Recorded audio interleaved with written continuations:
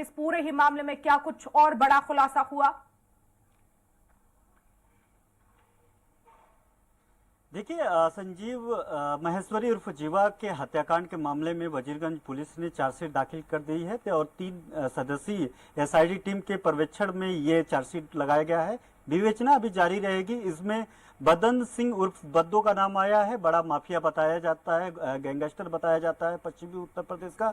और इसमें जो चार्जशीट दाखिल की गई है वर्षा, इसमें ये भी इस बात का भी जिक्र किया गया है कि दोनों के बीच में टकराहट बढ़ गई थी और उस टकराहट में जो है बदन सिंह बद्दो ने 50 लाख रुपए का सुपारी देकर के असलम नाम के एक कुख्यात अपराधी से इसकी हत्या करने की सुपारी दी थी। असलम ने बदन सिंह बद्दो के कहने पे ही उसके साजिश, चूंकि इस मामले में वो साजिश करता पुलिस ने बनाया है उसे, उसके कहने पे ही असलम ने विजय यादव को, जौनपुर के विजय यादव को ढूंढा था और विजय यादव को मामूली रकम देकर के यहाँ पे ट्रेंड करके बदन सिंह बद्दो के गुर्गो के द्वारा उसे ट्रेनिंग देकर के यहाँ पे हत्या करवाई गई थी। इसमें सबसे बड़ी बात है कि जो शुरुआती दौर में विजय यादव ने जो बयान दिया था एसआईटी को और जो पुलिस को बयान दिया था जांच में, वो कहानी पूरी तरीके से झूठी पाई गई है। उस कहानी में बताया गया कि असलम ने ये तो बताया था कि असलम ने ही उसे जो है पैसे देकर के हत्या कराने के लिए जो है सुपारी दी थी, लेकिन ये नहीं बताया था कि इसके पीछे बद्दो का हाथ था। उसने कहा था कि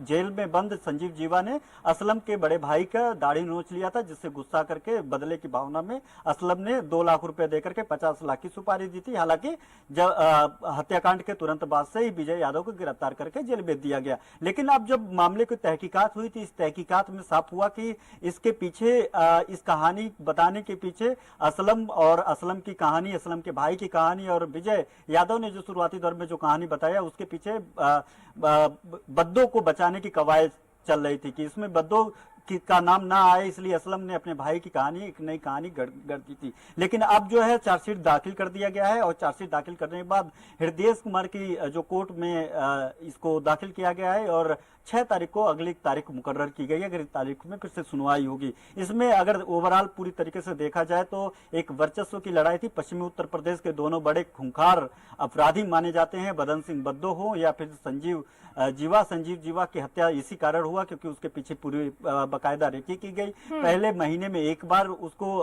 कोर्ट में पेश किया जा रहा था, SC/ST कोर्ट में। उसके बाद जो है उसे हफ्ते में फिर पेश किया जाने लगा। अभी इसमें भी कई झोल है, इसके एसआईटी की इस जांच में और चार्जशीट में भी वर्षा कई झोल है। सबसे बड़ी बात घनश्याम, तो असलम में जब ये लड़ाई सामने आई है, लेकिन क्या कभी ऐसा हुआ कि समझौते की तरफ ये जो लड़ाई है वो बड़ी हो? क्या इस तरह के किसी पक्ष की तरफ से प्रयास किए गए हैं? क्योंकि आखिरकार नतीजा यही हुआ कि 50 लाख की सुपारी दी गई, हत्याकांड हुआ है। लेकिन अगर समझौता होता, शायद इस तरह की जघन्य वारदात सामने ना आती।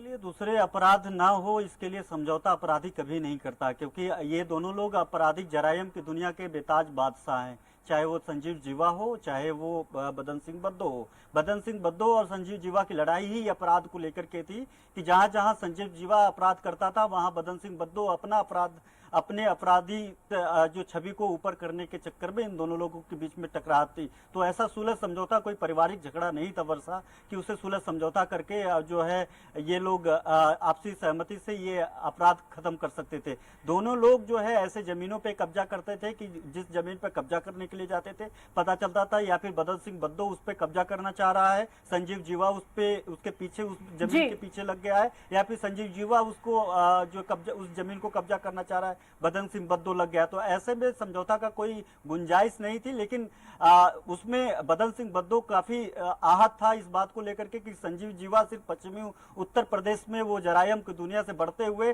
यहाँ तक कि बाराबंकी तक की जमीनों पे वो कब्जा करने लगा था। लखनऊ के आसपास की यानी राजधानी तक उसकी पहुंच बढ़ गई थी और इस वर्चस्व को खत्म करने के लिए बदन सिंह बद्दो के सामने एक चुनौती थी कि अगर उसके अपने खुद की वर्चस्व बनाए रखना है तो संजीव जीवा को पाले से हटाना पड़ेगा, उसको सामने से हटाना पड़ेगा। और हुआ भी यूं और किया भी वही। बिल्कुल, तो अब देखना होगा घनश्याम, चार्जशीट दाखिल हुई है, आगे क्या कुछ इसमें बड़ी कार्रवाई होगी। फिलहाल बहुत शुक्रिया तमाम जानकारी के लिए। और इसी के साथ इस